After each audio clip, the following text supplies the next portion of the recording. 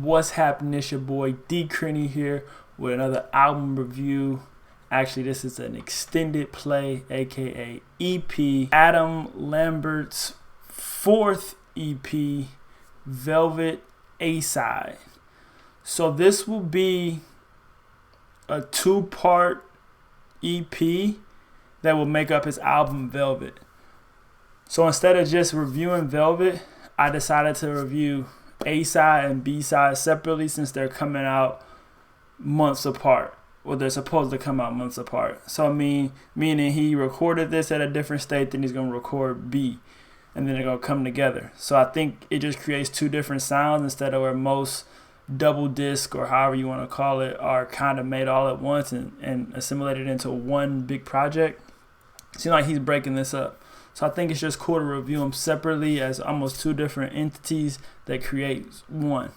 Also, another reason why I want to review this project is because it's out of my realm. I've never listened to Adam Lambert except on a feature that I've heard from him. I've never sat down and listened to his music.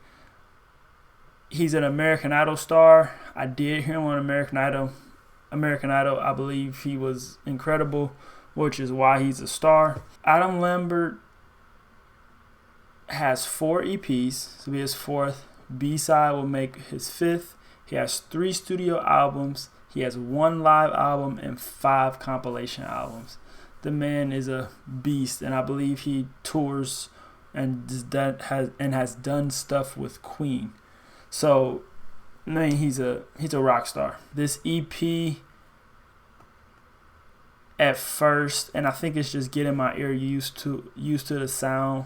At first, I just didn't know what to think of it, and I think it was parts that I didn't like and then parts I did like, and that's kind of just the nature of the beast with the sound. And it's a funk pop sound.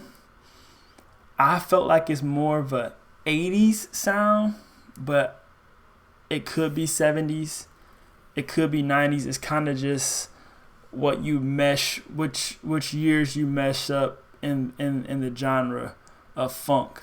It's definitely funk, and I think it's definitely pop. It probably favors more funk. I guess you could say 60-40. It does favor more funk, and then I think it does have a older, at least most of the songs have a older feel to them, but a newer sound.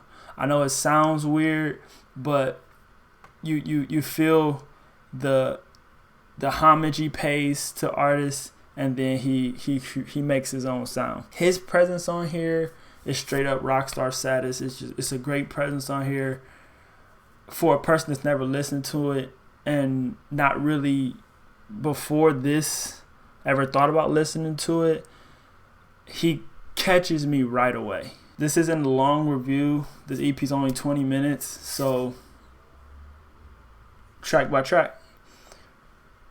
Back to Superpower, which is 1. I think it's a dope track, but it's not amazing. I think it has a dope concept feel to it, but the song isn't outstanding. It's a good song though. It's a good single. It's a strong single. He has a point. I don't like how the song starts, but it picks up. And then at the end, the instruments on here, the instruments on the whole album, I applaud them. I love bands. I'm not sure if he had a live band in the studio or if this is all from whatever music production sounds they have in the studio. Either way, whoever handled that, it's a good job. They jam at the end. Hella dope. I could turn on Superpower just to listen to the end. I think they go on for maybe at least 40 seconds just jamming. It's dope. Track number 2, Stranger You Are. So once again, this brings in my feeling of that 80s vibe. And I think it's like a down south 80s vibe. So hard to describe, but just for me, that sound is what I get. Instruments and the production is dope. Stranger You Are is just, it's one of those songs again that when I first listened, I was like, Then I listened again. I listened to it a few times, but it being so quick, I kind of just ran through it a few times, and every time it just gets better to me. And every time I turn it on, I'm like, oh yeah, this is tight. I don't think it's not a standout track, but you turn it on and you could listen to it. It's number 3 is Closer to You. Slow paced love song with smooth vocals. His voice, I just think every time I listen, I'm like, man, he literally could have made this instrumental. I'm sorry. He could have did this a cappella and it would have been just as good. His voice is showcased brilliantly. He displays his skills. He displays what he's good at, singing songs. Longest track, and he just, Closer to You is repeated a number of times, but I think that was the point of the song. I think that's really the only song on here where he does a lot of repetition. Closer to You, if you want to hear a voice sing, you want to hear a guy sing, check it out. Number 4 is Overglow. I don't want to dwell on it. It just, my immediate notes was it felt like a new age Prince sound. He doesn't sound like Prince. He's not Prince. He won't be Prince. Let's get that out the way. It just sounds like that. Once again, I feel like he pays homage. In this song, I felt a Prince presence, which is cool. I think we should always feel the greats in some of our songs. There's other artists where you may feel some MJ. You may feel some Billie Holiday in something. You may feel, there'll be rappers and songwriters. You get their music in a song. You want to feel that, generation to generation. I like the song, but I don't like the chorus. Number 5 is Loverboy. Big energy. I love the energy on this EP, period.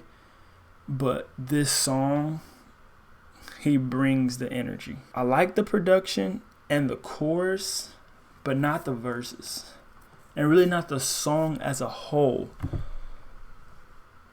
Great energy can help for a lot of different things, but you still got to make good music. And not saying it's horrible. I do think it's below average.